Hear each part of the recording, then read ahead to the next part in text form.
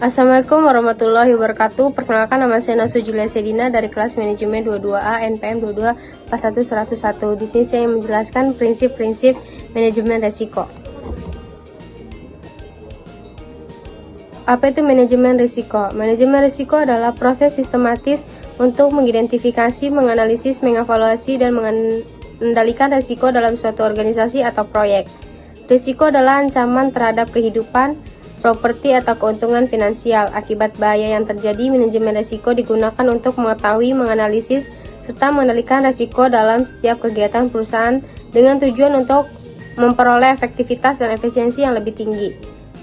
Tujuan manajemen risiko. Tujuan dari manajemen risiko adalah untuk mengidentifikasi, mengevaluasi, dan mengelola risiko yang dihadapi oleh organisasi atau proyek dengan tujuan utama untuk 1. Mengurangi kerugian, 2. Meningkatkan kesempatan, 3. Meningkatkan keputusan, 4. Memastikan keberlangsungan bisnis, dan terakhir meningkatkan pengelolaan risiko. Berikut adapun prinsip-prinsip manajemen risiko. Prinsip manajemen risiko yang efektif dan efisiensi memberi petunjuk mengenai karakteristik manajemen risiko yang efektif dan efisien. Mereka menjelaskan arti penting manajemen risiko, serta maksud dan tujuan penerapannya. Prinsip-prinsip ini merupakan dasar untuk penerapan manajemen risiko organisasi dan wajib dipertimbangkan dalam merancang kerangka kerja serta proses manajemen risiko.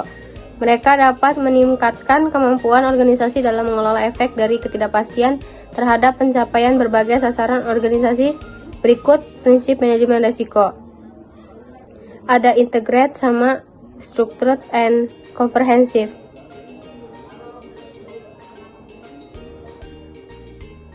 Berikut prinsip manajemen risiko. 1. Integrate. Terintegrasi. Manajemen risiko adalah bagian integral seluruh kegiatan organisasi. Yang kedua, structured and comprehensive. Struktur dan komprehensif. Pendekatan yang terstruktur dan komprehensif perlu diterapkan untuk memastikan hasil yang konsisten dan dapat dibandingkan. Yang ketiga, customized. Termodifikasi. Kerangka dan proses manajemen risiko dimodifikasi secara profesional sesuai dengan konteks eksternal dan internal organisasi yang terkait dengan proporsional sesuai dengan konteks eksternal dan internal organisasi yang terkait dengan sasaran-sasaran organisasi. Inklusif. Ketertiban stakeholders secara memadai dan tepat waktu yang memungkinkan pengetahuan, pandangan, dan persepsi mereka dipertimbangkan. Prinsip ini bila diterapkan akan meningkatkan kesadaran mengenai arti penting manajemen risiko. Dinamik. Risiko muncul, berubah, atau hilang sejalan dan perubahan konteks eksternal dan internal organisasi. Manajemen risiko mengantisipasi, mendeteksi, merumuskan, dan merespon perubahan-perubahan tersebut secara memadai dan tepat waktu. Best available information.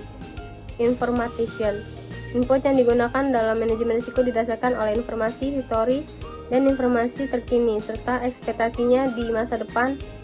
Manajemen risiko secara eksplisit memperhatikan keterbatasan dan ketidakpastian terkait informasi yang dimaksud. Human and cultural factor.